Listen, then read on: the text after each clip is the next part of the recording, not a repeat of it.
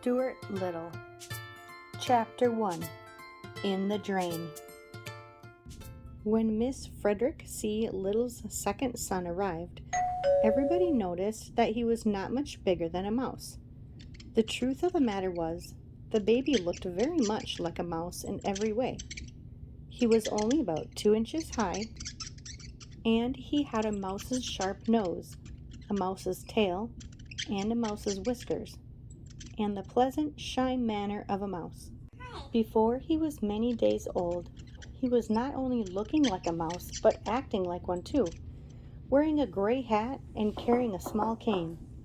Mr. and Mrs. Little named him Stuart, and Mr. Little made him a tiny bed out of 4 clothespins and a cigarette box. Unlike most babies, Stuart could walk as soon as he was born. When he was a week old, he could climb lamps by shinnying up the cord. Miss Little saw right away that the infant clothes she had provided were unsuitable, and she set to work and made him a fine little blue worsted suit, with patch pockets in which he could keep his handkerchief, his money, and his keys. Every morning, before Stuart dressed, Miss Little went into his room and weighed him on a small scale, which was really meant for weighing letters.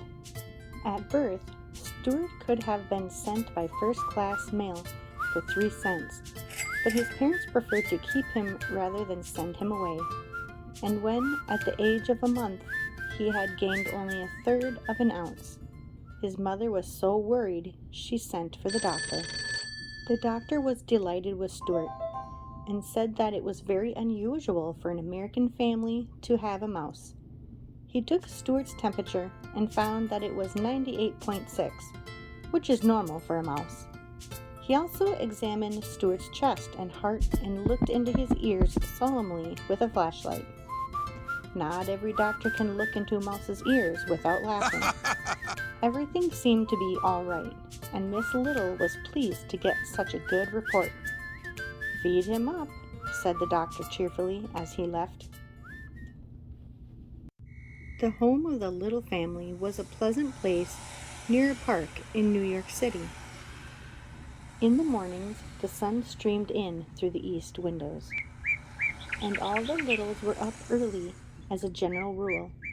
Stuart was a great help to his parents and to his older brother George because of his small size and because he could do things that a mouse can do and was agreeable about doing them.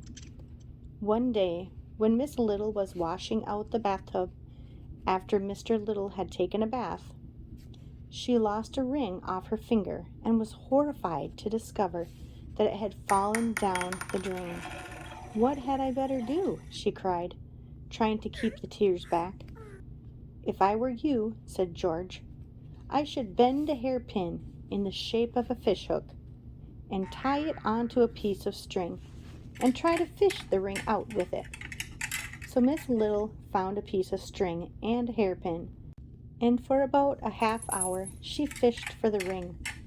But it was dark down the drain, and the hook always seemed to catch on something before she could get it down to where the ring was. "What luck?"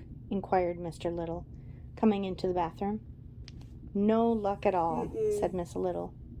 "The ring is so far down I can't fish it up." "Why don't we send Stuart down after it?" suggested Mr. Little.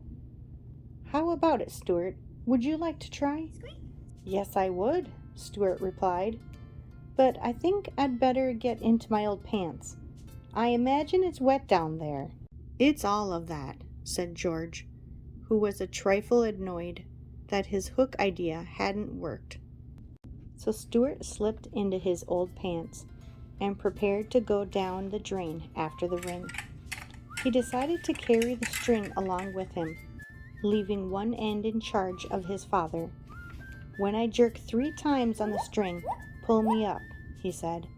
And while Mr. Little knelt in the tub, Stuart slid easily down the drain and was lost to view. In a minute or so, there came 3 quick jerks on the string, and Mr. Little carefully hauled it up. There, at the end, was Stuart, with the ring safely around his neck. "Oh, my brave little son," said Miss Little proudly, as she kissed Stuart and thanked him. "How was it down there?" asked Mr. Little, who was always curious to know about places he had never been to. "It was all right," said Stuart. But the truth was, the drain had made him very slimy, and it was necessary for him to take a bath and sprinkle himself with a bit of his mother's violet water before he felt himself again. Everybody in the family thought he had been awfully good about the whole thing.